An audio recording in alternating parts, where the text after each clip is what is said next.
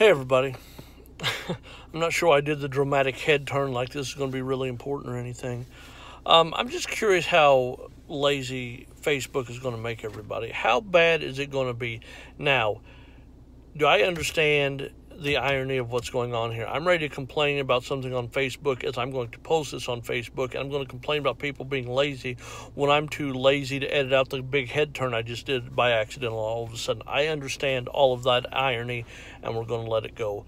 But this cannot be what Mark Zuckerberg had in mind when he envisioned Facebook. I understand there are questions that people need to ask that they legitimately don't have an answer to. Someone was on Facebook and asked if anybody knew of a weaver's loom. Now, speaking of somebody that goes to every kind of garage sale, thrift store, farm auction, storage auction kind of thing that he can find, I've seen one weaver's loom in a long time, so I understand how people might not be able to find one. Somebody found some gnarled piece of farm machinery and didn't know what it was and put it on Facebook like, hey, does anybody know what this is? And so those, I understand that. But the things that people put on there is just how lazy are you going to get? And I was looking at some of these today, and here's one of my favorites. Somebody put, quick question, I need some pizza. First of all, not a question. That's problem number one. Secondly, we'll go get you some. I don't understand why you have to announce it, and it's always about food, which I find horrifically ironic. Somebody put, hey, anybody know what McDonald's has on the menu today?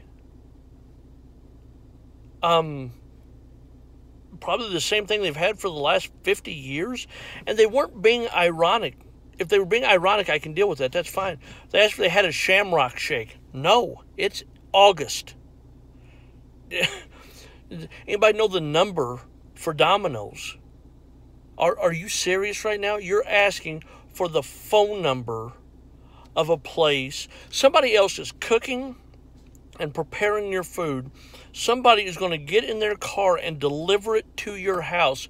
And somehow you think, that's not good enough. I want somebody to look up the number and tell me. You just need to hire somebody to lay in bed with you and move your jaws up and down to chew for. You're one home health care nurse away from completely eliminating any responsibility in your eating process. Does anybody know? Somebody said, well, what's the weather like? And I looked, and people argue this with me. I said, well, maybe they need to know what the weather's going to be today. Look it up. Well, maybe they don't have a computer.